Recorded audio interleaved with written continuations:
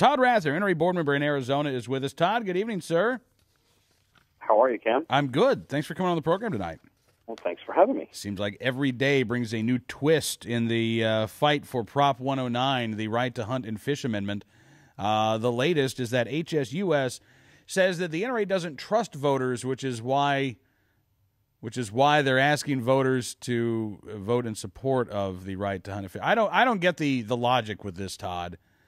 There is absolutely no logic to any of it, and you know the Humane Society of the United States has resorted to lies before and resorted to all kinds of diversionary tactics, but this really takes the cake. I mean, to say that the NRA doesn't trust voters is absolutely absurd. I mean, we are an organization. It's a ballot initiative. Of course, it's a ballot initiative, and it's beyond absurd because not only is it a ballot initiative, but it places new limits on the legislature, new limits on the Game and Fish Commission, and it places limits on all means of legislation and regulation, so as to prevent emotional issues like mountain lion hunting or bans on certain types of hunting in order to to try to incite people to vote against a certain type of hunting. And what we've done is we've placed these limits on all means of legislating and all means of rulemaking in order to prevent a battle of emotion on the ballots. And so since we've taken away that ability, or we're trying to take away that ability, they're deciding to try to fight an emotional battle over Prop 109 itself.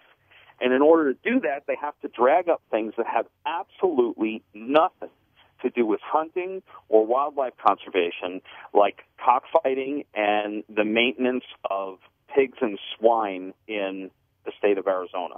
I mean, they have gone so far on this, it's laughable. I mean, their latest release, they complain about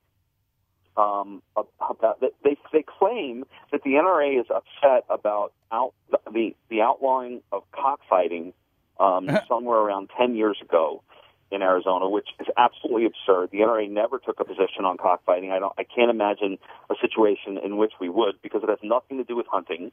It has nothing to do with wildlife. It has to do with domestic animals. And that we were opposed to the way veal calves and breeding pigs are confined on factory farms. It's another absurdity. We took no position on that, and I can't imagine a circumstance under which we would. So what they did was they're trying to reignite the emotions that they were able to ignite in order to outlaw these two things, this cockfighting stuff and the way that veal calves and breeding pigs are held and confined on farms. And then also the steel jaw leg hold traps, which is something that they want to argue about and which has never come up, which we've never brought up. All of these things are things that we have never brought up, and this is what they're using to try to incite their people. Yeah. And and the whole thing is that their goal, HSUS's stated goal, is to become the NRA of the animal rights world.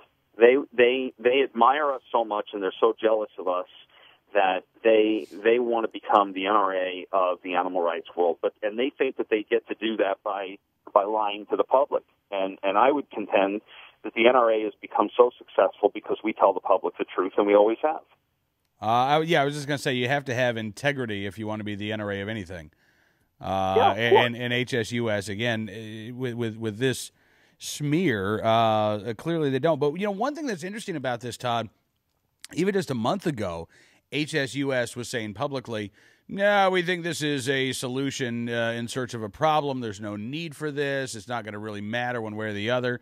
Clearly, they are freaked out about the possibility of the Right to Hunt and Fish Amendment passing. Well, they definitely are. This really scares them, and the reason that it scares them is because the way that this particular amendment to the Arizona Constitution was written has teeth. It's enforceable. It would make the emotional management of wildlife unconstitutional, and it would make the things that they want to do by outlawing certain types of hunting, it would make those things unconstitutional, and it's ironclad, and that's what's scaring the heck out of them. They are terrified that this thing is going to pass, and I believe that they're going to do everything they possibly can to try to beat it, including lying, which they've obviously done, and including trying to bring up issues that have absolutely, positively nothing to do with Prop 109. And, we just have to continue to do what we've always done, which is we do trust the voters, we trust our membership, and we tell them the truth. And that is, if the other side ever figured out that, the problem is for them is that the truth is on our side. Yeah. So their problem is that the truth is on our side, and we don't ever have to lie. We can always tell the truth to the voting public. We can always tell the truth to our membership, and we can always say to them, these are the facts, and this is why you should vote for this or you shouldn't vote for it. And we can always tell the truth. We don't have to lie to our people. But in order for them to, it's the same thing like what the Brady people have done, over assault weapons. They had to create something that didn't exist, which was this conjured up definition of assault weapon. And it's the same exact tactic, and I predict that it's going to fail for them. I think that we're going to win. We don't take it for granted. As you know, we don't take anything for granted. We fight till the bitter end, and that's what we're going to do. But they have resorted to a bunch of lies, everything from the fact that the NRA had nothing to do with outlawing. We never opposed the outlawing of cockfighting or veal calf. The confinement of veal calves and breeding pigs had nothing to do with these things. To the fact that this, is somehow a power grab. It's nonsense because it reduces the powers of the legislature. It reduces the powers of the Game and Fish Commission in terms of what they can do. They must regulate wildlife in a scientific way and to further hunting and fishing. And so they have limits placed on them. And to say that this is a power grab is crazy. It's just nuts.